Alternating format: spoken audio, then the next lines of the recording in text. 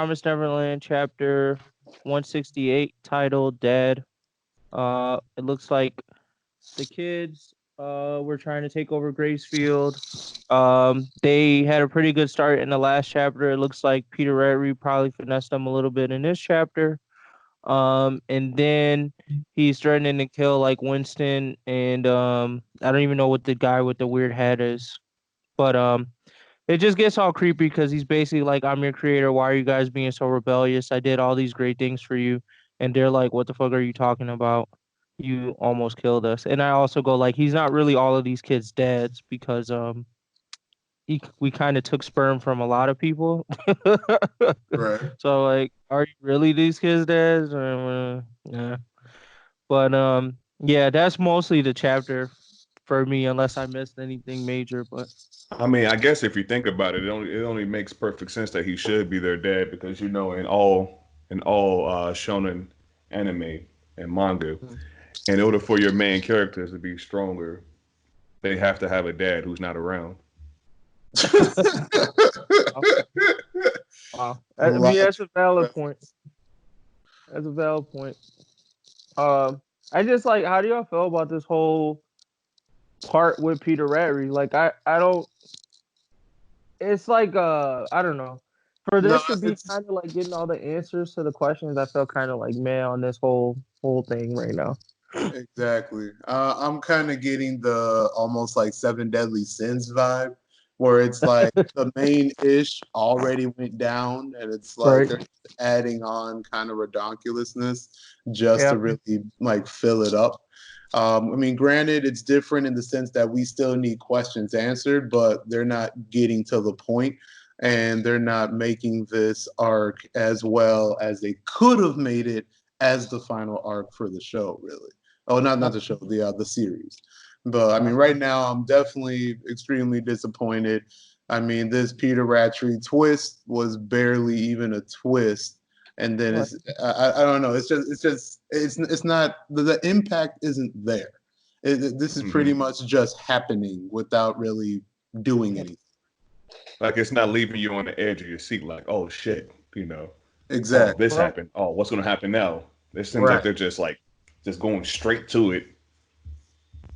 Yeah. Right. Like, and I really felt like the strategy behind this either. Like, I get that he kind of like one-upped them, but like it didn't feel like it was anything like special. Like, in the way like when they were trying to escape the plantation and Isabella was like one-upping them and it felt like a game of chess. This didn't feel that way. It just felt like, oh, all right. Right. Exactly. It's almost like everything is surface. Like you can sense that there's nothing else happening in the background. Like in the beginning with Isabella, it's like she was always scheming. She always had a plan B, C, or D. Peter Ratri, by him like losing his ish as soon as this like tight little twist happened, it pretty much says, oh, he's pretty much caught now. Like, I mean, the only thing that I really see happening is that like some more demons show up to give him some more help that he wasn't actually predicting at first. Like that's pretty much it. You know what I mean? So it's just all surface tension. And it's just not living up again to the Promised Neverland hype that got us into the series in the first place. Right. If I were to make a guess, I'm going to assume that they're trying to make it seem like he's defeated until they pop out of nowhere Isabella, and she's going to end up being, I guess, essentially the main villain for it. So like he's basically just a diversion. Yeah. If that's what they want to do, that would actually probably be a little bit better. But like even Isabella kind of disappointed me in her like the way he kind of sold her to come to the team. I was kind of I get it. True. I fully agree. Yeah. So I don't know. She seemed kind of goofy to me too. But if she's able to turn it around and be like, "Oh, I'm the real mastermind," maybe they might save it. But I felt like almost every other chapter of Promised Neverland, I say this, like, "Oh, I see them trying to do something that might save it," and then they don't do it. So I feel I'm just going to be disappointed again. Like I don't know what this writer is doing anymore.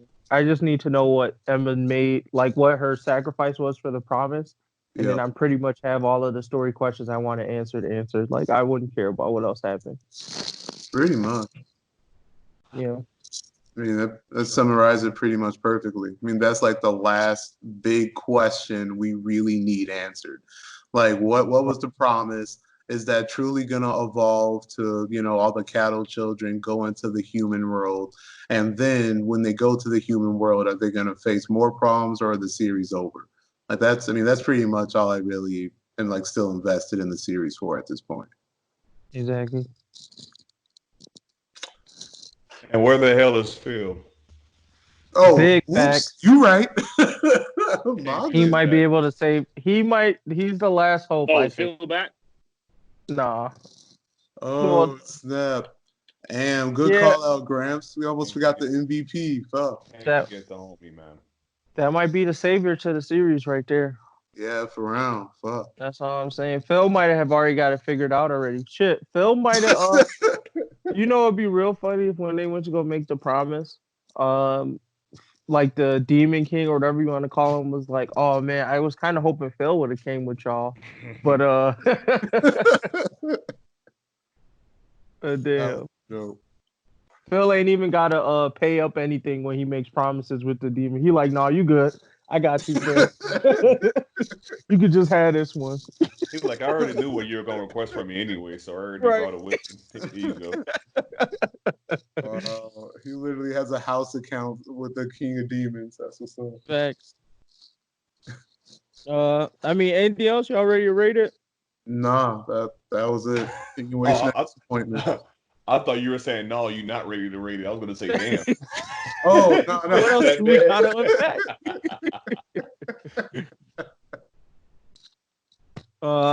I would give this probably a decent trash. It's just not doing anything for me. Like I kind of was like, why do we have all these words in this chapter for what actually happened? I feel like they wrote way too much. So yeah, decent trash for me. Yeah, I'm gonna go with yep. Oh, you go ahead, Grams.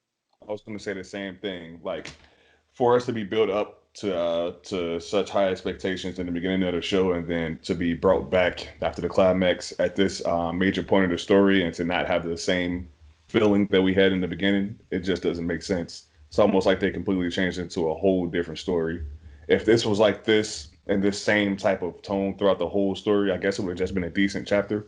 But with the expectations that we have at this point, it's not really, it's lackluster. So decent trash. Yep. Gonna go with the decent trash too. Thinking if I should. Yeah, I think I am. I'm gonna give this a young decent trash minus. Literally nothing really about it that really caught my eye. Was kind of, well, not kind of. I was definitely disappointed that Peter Ratri like lost his stuff like practically immediately. It was just like, oh yeah, I actually got like the jump on y'all. It's already over. Give up. Like I was ready for like that consistent, logical, scheming kind of personality, but then he like immediately just gives into his emotions like just so quickly. It's just like, oh, that's pretty much like all there is to Peter Ratri. So, yep, decent trash minus.